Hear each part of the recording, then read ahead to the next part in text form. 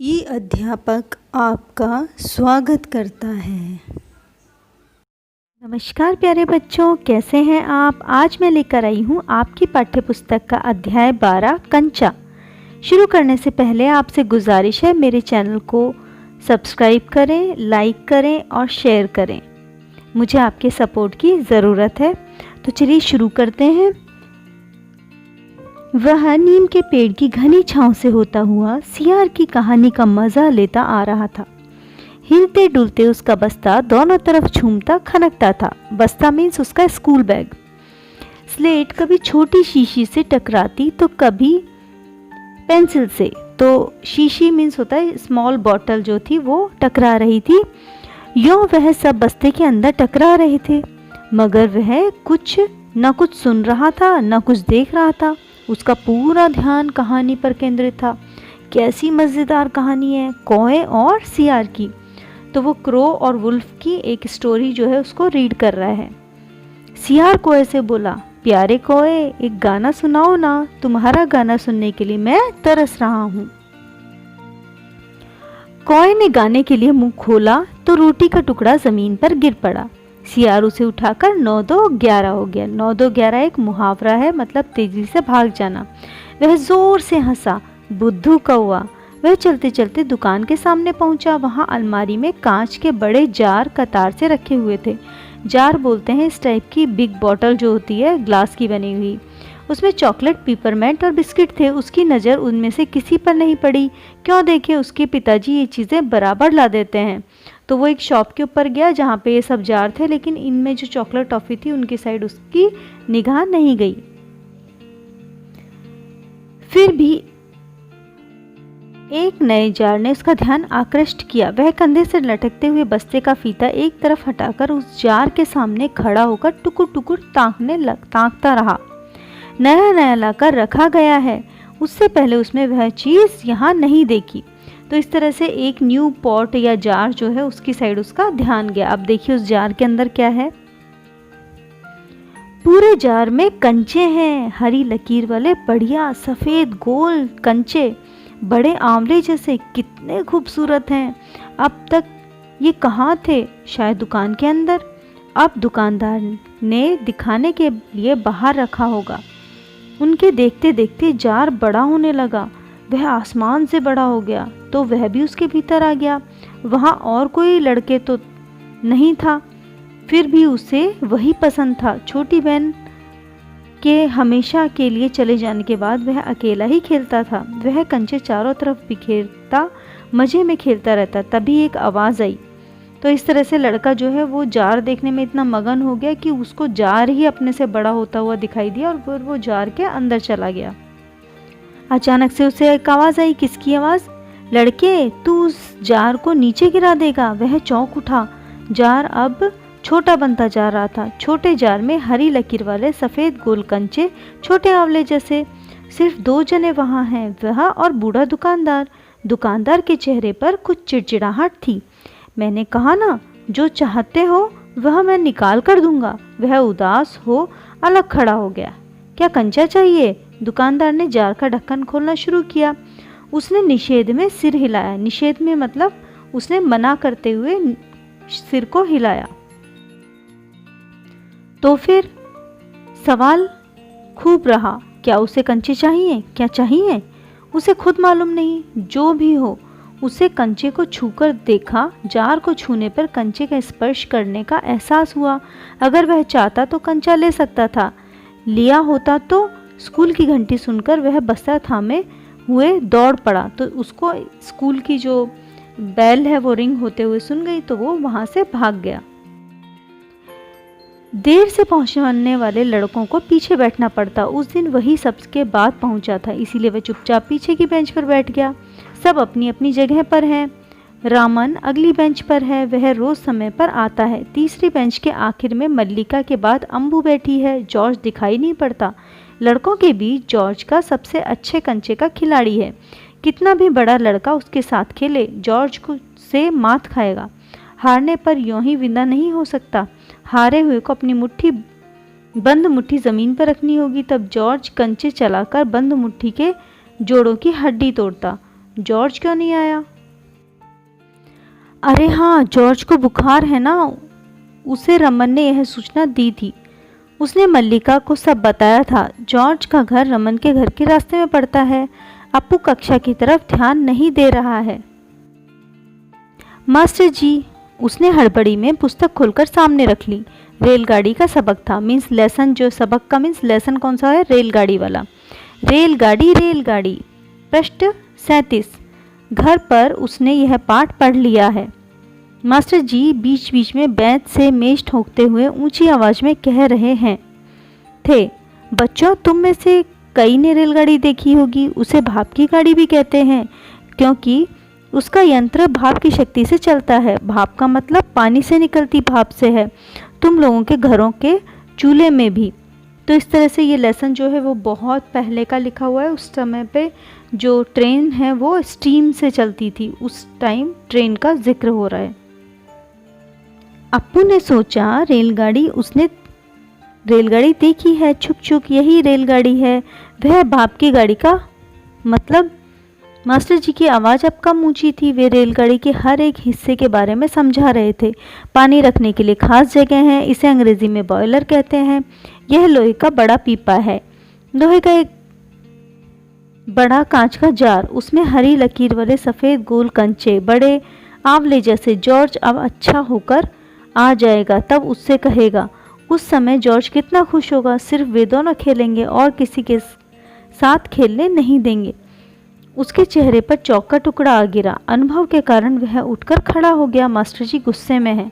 तो इस तरह से मास्टर जी जो है वो ट्रेन के बारे में समझा रहे थे और ये कहाँ खोया हुआ था? जॉर्ज और कंचों के बीच में खोया हुआ था। अरे तू उधर क्या कर रहा है? उसका दम घुट रहा था। बोला? वह खामोश खड़ा रहा। क्यों नहीं बोलेगा?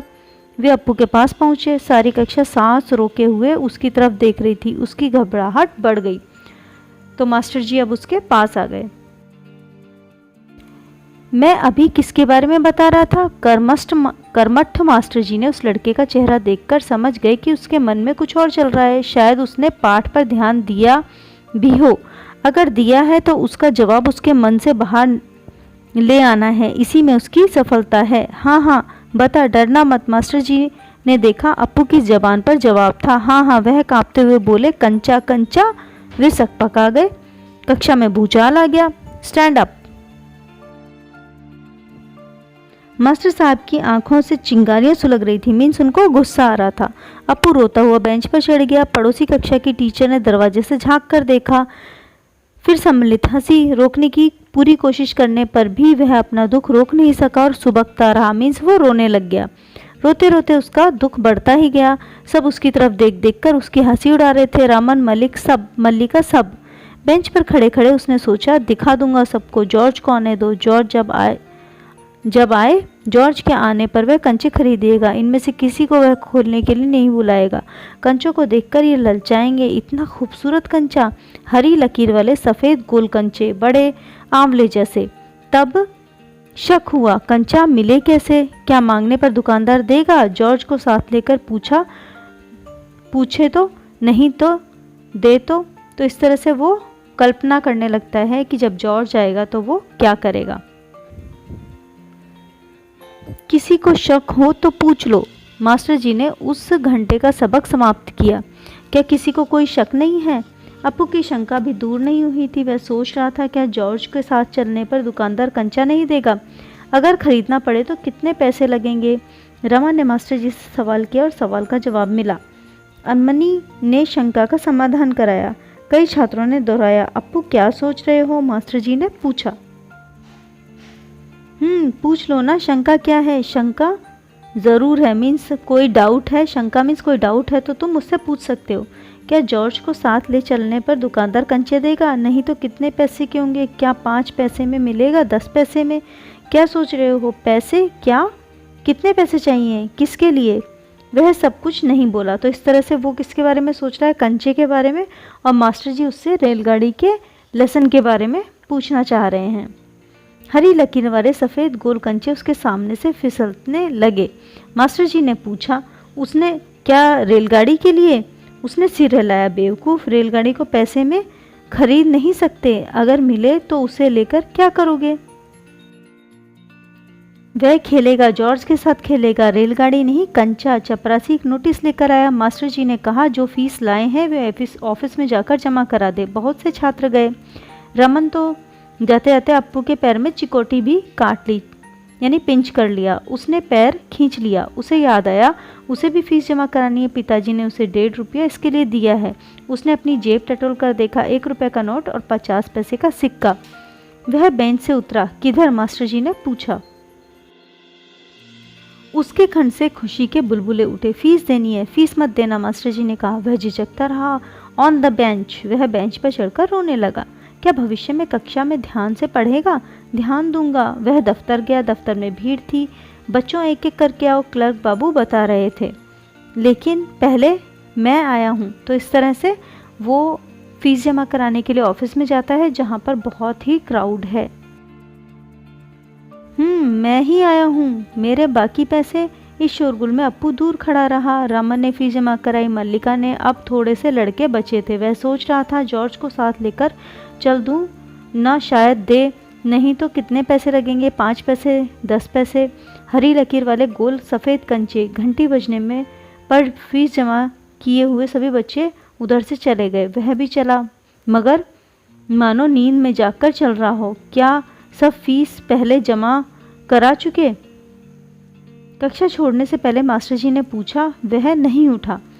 तो इस तरह से टीचर ने उनके पूछा कि जो लोग फीस जमा कराने गए थे वो जमा करा चुके हैं, तो भी उसने ये नहीं बोला कि मैं नहीं जमा करा के आया। शाम को थोड़ी देर इधर उधर टहलता रहा। लड़के गीली मिट्टी के छोटे गड्ढे खोदकर कंचे खेल रहे थे। वह उनके पास नहीं गया।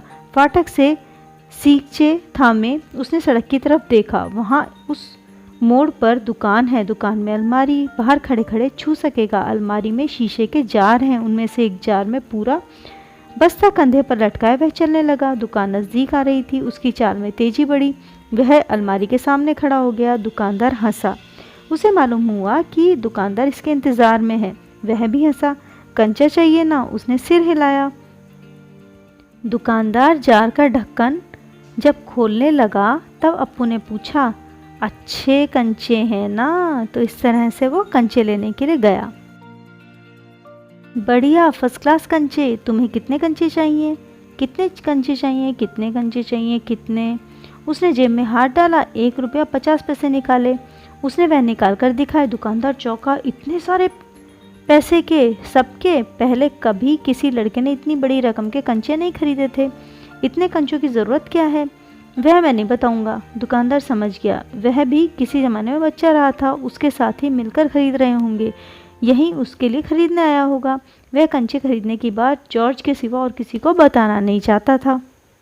तो जो दुकानदार है वो शक पका जाता है कि वो इतने ज़्यादा पैसे, मतलब ये बहुत पुराने टाइम की स्टोरी है, तो उस समय में 1.5 रुपये में बहुत सारे कंचे आ जाते थे। दुकानदार ने पूछा, क्या तुम्हें कंचा खेलना आता है? वह नहीं जानता। तो फिर कैसे कैसे सवाल पूछ रहा है। उसका धीरज जवाब दे रहा है। उसने हाथ फैलाया, दे दो। दुकानदार हंस पड़ा। वह भी हंस पड़ा। कागज की पोटली छाती से चिपकाए वह नीम के पेड़ की छांव से चलने लगा। कंचे अब उसकी हथेली में है। वह जब चाहे बाहर निकाल ले। उसने पोटली हिलाकर देखा। पोटली का मीनिंग है जो एक पाउच उसने बनाकर उसे दिया था, उसको उसने हिलाकर देखा। वह हंस रहा था। उसका जी चाह रहा था काश पूरा जार उसे मिल जाता। जार मिलता तो उसके छूने से ही कंचे को छूने का एहसास होता है। एकाएक उसे शक हुआ, क्या सब कंचों में लकीर होगी? उसने पोटली खोलकर देखने का निश्चय किया। बस्ता नीचे रखकर वह धीरे से पोटली खोलने लगा। तो उसने वो पाउच खोलने का निश्चय किया। पोटली खुली और सारे कंचे बिखर गए। वे सड़क के बीचों बीच पहुंच रहे हैं। क्षण भर शक पकाने के बाद वह उन्हें चुनने लगा। हथेली भर गई, मीन्स उसके पाम जो है वो फुल हो गया। वह चुने हुए कंचे कहाँ रखे? स्लेट और किताब बस्ते से बाहर रखने के बाद कंचे बस्ते में डालने लगा। 1 2 3 4। एक कार सड़क पर ब्रेक लगा रही थी। वह उस वक्त भी कंचे चुनने में मग्न था, मतलब वो कंचे रोड पे से उठा रहा था। ड्राइवर को इतना गुस्सा आया कि उस लड़के को कच्चा खा जाने की इच्छा हुई। उसने बाहर झांक कर देखा, वह लड़का क्या कर रहा है। हॉर्न की आवाज़ सुनकर कंचे चुनते अप्पू ने बीच में सिर उठाकर देखा। सामने एक मोटर और उसके भीतर ड्राइवर। उसने सोचा क्या कंचे उसे भी अच्छे लग रहे हैं, शायद वह मज़ा ले रहा है। तो अप्पू जो है वो देखता है जैसे ड्राइवर को, उसको लगता है कि वो भी इंजॉय कर रहा है उसे देखकर। एक कंचा उठाकर उसे दिखाया और वह और हंसा। बहुत अच्छा है ना। ड्राइवर का गुस्सा हवा हो गया, वह हंस पड़ा। बस्ता कंधे पर लटकाए, स्लेट, किताब, शीशी, पेंसिल आदि सब छाती से चिपकाए वह घर आ गया। उसकी माँ शाम को चाय तैयार कर रही थी, उसकी राह देख रही थी। बरामदे की बेंच पर स्लेट व किताबें फेंककर वह दौड़कर माँ के गले लग गया। उसके लौटने में देर होता देख माँ घबराई हुई थी। उसने बस्ता जोर से हिलाकर दिखाया। अरे क्या है ये? माँ ने पूछा। मैं नहीं बताऊंगा, वह बोला। मुझसे नहीं कहेगा? कहूँगा। माँ आंख बंद कर लो। माँ ने आंखें बंद कर ली। उसने गिना 1 2 3। माँ ने आंखें खोलकर देखा, बस्ते में कंचे ही कंचे थे। वह कुछ और हैरान हुई। इतने सारे कंचे कहाँ से लाया? खरीदे हैं। पैसे? पिताजी की तस्वीर की ओर इशारा करते उसने कहा, दोपहर को दिए थे ना। माँ ने दांतों तले उंगली दबाई। फीस के पैसे? इतने सारे कंचे काहे को लिए? आखिर खेलोगे किसके साथ? उस घर में सिर्फ वही है। उसके बाद एक मुन्नी हुई थी, वह उसकी छोटी बहन मगर। माँ की पलकें भीग गई। मीन्स वो रोने लगी। उसकी माँ रो रही है। अप्पू नहीं जान सके कि माँ क्यों रोई। क्या कंचे खरीदने से? ऐसा तो नहीं हो सकता। तो फिर तुम मीन्स उसकी मम्मी जो है, उसकी छोटी बहन जो मर गई है, उसको याद करके रोने लग गई। लेकिन अप्पू की अब भी समझ में नहीं आ रहा था कि वो रोई क्यों है। उसकी आंखों के सामने बूढ़ा दुकानदार और कार का ड्राइवर खड़े खड़े हंस रहे थे। वे सब पसंद करते हैं, सिर्फ माँ को कंचे क्यों नहीं पसंद आए? शायद कंचे अच्छे नहीं हैं। बस्ते से आंवले जैसे कंचे निकालते उसने कहा, बुरे कंचे हैं ना? नहीं, अच्छे हैं, देखने में बहुत अच्छे लगते हैं ना? बहुत अच्छे लगते हैं। वह हंस पड़ा। उसकी माँ भी हंस पड़ी। आंसू से गीले माँ के गाल पर उसने अपना गाल सटा दिया। अब उनके दिल से खुशी झलक रही थी। तो इस तरह से ये कंचे की कहानी है कि कैसे एक बच्चा जो है वो कंचे खरीदता है और उसके मनोभाव कैसे। आशा करती हूँ आपको समझ में आ गया होगा। कुछ अगर डाउट है तो आप मुझसे पूछ सकते हैं। धन्यवाद। हमारे चैनल को नमस्कार प्यारे बच्चों, सब्सक्राइब कैसे करना हैं ना आप? आशा भूलें। करती हूँ अच्छे